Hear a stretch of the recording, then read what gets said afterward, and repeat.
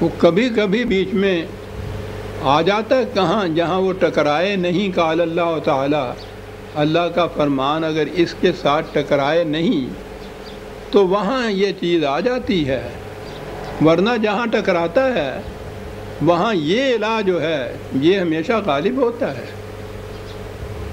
یا تو امام کرخی ہے ان کے ہاں فقہ حنفی کے بہت بڑے امام، انہوں نے یہ کہا ہے کہ ہمارے ائمہ میں سے کسی کا قول اگر وہ قرآن سے ٹکراتا ہے تو پہلے تو کوشش کرو کہ قرآن کی تعویل ایسے کی جائے جو اس حکم کے مطابق ہو جائے، اور اگر یہ کسی طرح ممکن نہ ہو تو پھر قرآن کی آیت کو منسوخ مانو۔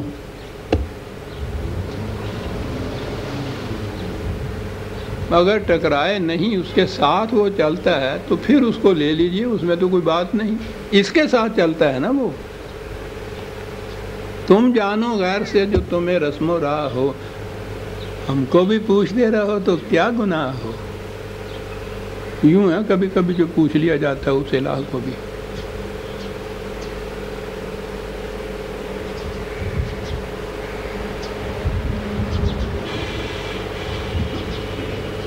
آپ نے غور فرمایا عزیزان من،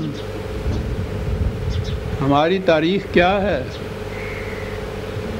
یہ فقہ کیا ہے، جنہیں اسلامی احکام کہا جاتا ہے وہ کیا ہیں؟ قرآن کی روح سے توحید کس کو کہتے ہیں؟ لا یشرک فی حکمہ احدا احدا، کسی کو حق نہیں دیتا کہ وہ اس کے ساتھ حکم دینے میں شریک ہو جائے۔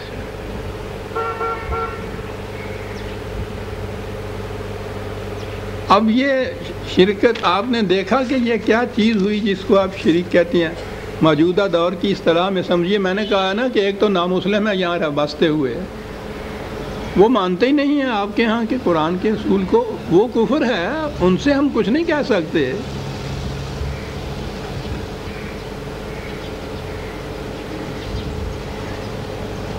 لیکن اگر ایسی صورت ہو کہ ایک مملکت میں بسنے والے اسٹیٹ ودن اے اسٹیٹ قائم کر لیں، یعنی مملکت کے اندر دوسری مملکت،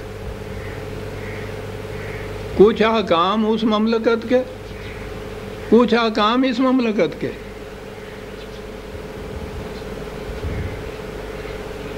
کیا اس کی اجازت دی جا سکے؟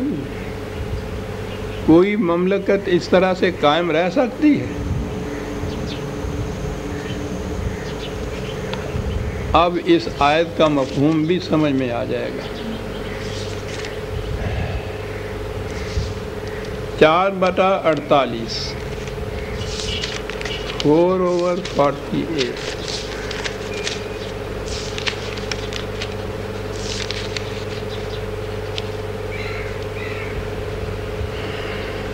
آپ نے غور فرمایا شرک کس کو کہا ہے قرآن نے؟ خدا کا حکم، اس کے ساتھ، اس کے برابر، اس کی مثل، اس کے ساتھ متوازی پیرلل ایک اور خدا کا حکم، اس کے برعکس، یہ ہوا شرک۔ اسٹیٹ ود ان اسٹیٹ اس کو آج کی اصطلاح میں کہتے ہیں، اسے بغاوت کہیں گے نا آپ۔ مملکت کے اندر مملکت کا ایک قانون ہو، اس کے برعکس دوسرا قانون آپ رائج کریں اس مملکت کے اندر، اسی کو بغاوت کہیں گے نا۔ اس کی روشنی میں پھر قرآن کی اس آیت کے معنی سمجھ میں آ گئے۔ ان اللہ لا یغفر ان یشرک بہ ویغفر ما دون ذلک لمن یشاء۔ 4/48 عام ترجمہ بھی لیا جائے تو اس کو تو یہ کہتے ہیں نا کہ شرک جو ہے وہ بخشا نہیں جا سکتا، اس کے سوا اور جرائم بخشے جا سکتے ہیں۔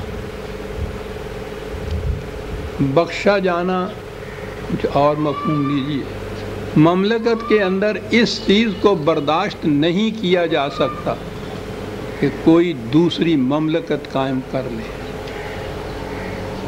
اس کے سوا چھوٹے موٹے جرائم اور جو بھی ہوں وہ قابل برداشت ہو سکتے ہیں، لیکن یہ قابل برداشت ہو ہی نہیں سکتا۔ بات ٹھیک ہے نا؟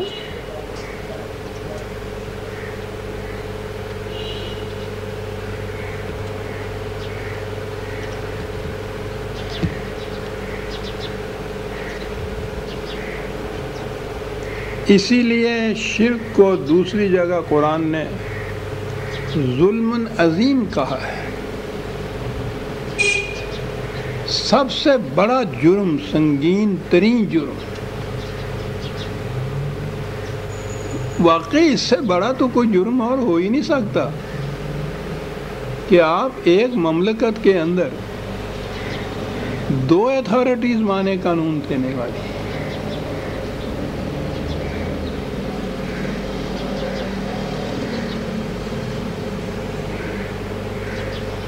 یہ جو شرک میں نے گنایا ہے ابھی آپ کے سامنے، یہ غیر مسلموں کا تو شرک نہیں ہے،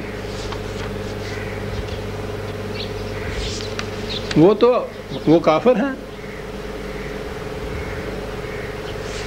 وہ تو مانتے ہی نہیں ہیں آپ کے اس ضابطۂ قانون کو، خدا کے احکام کو وہ مانتے ہی نہیں ہیں، وہ کفر کرتے ہیں، انکار کرتے ہیں اس سے، وہ نہیں ہیں۔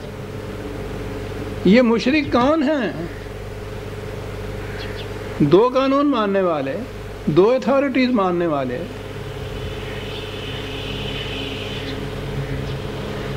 یہ ہے نا، غصہ نہ منائیں گے آپ جب اپنے آپ کو بھی میں شامل کر لوں گا،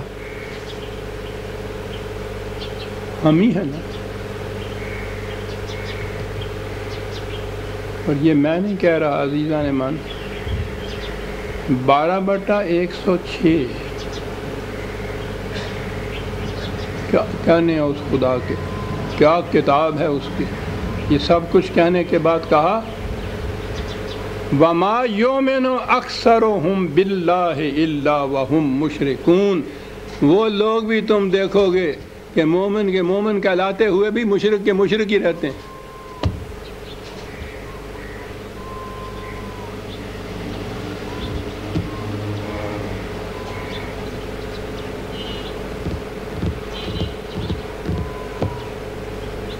ٹھیک ہے، خنزیر حرام، ایمان ہے ہمارا، ہو گئے نا مومن اتنے تک۔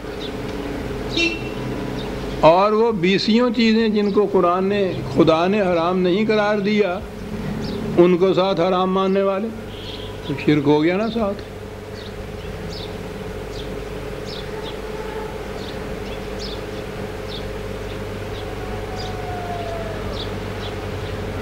کتنی عظیم چیز ہے،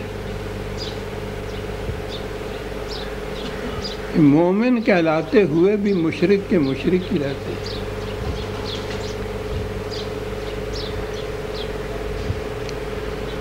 ہمارے ہاں ہوا کیا، الہ کا ترجمہ تو کیا معبود، عبادت کا ترجمہ کیا پرستش، لہذا شرک ہو گیا بتوں کا پوجنا۔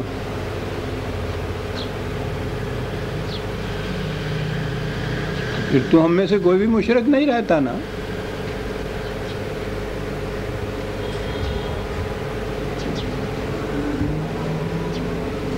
پھر جھگڑا چلا ہمارے ہاں فرقوں میں آگے، یہ وہابی تھے غیر وہابی، قبروں پر جانا، وہاں دیے جلانا یا مرادیں مانگنا، عرس کرنا، ان کی مخالفت کرنے والے، پتہ نہیں آپ لوگوں کے ہاں بھی تھا، ہمارے ہاں پنجاب میں ان کو موحد کہتے تھے نا، موحد یعنی یہ توحید پرست ہیں، اسی طرح سے ماننے والے کہ ایک خنزیر حرام ہے، 20 اور چیزیں بھی ساتھ، لیکن قبروں پہ نہیں جاتے، دیے نہیں جلاتے، گویا خدا کی الوہیت یا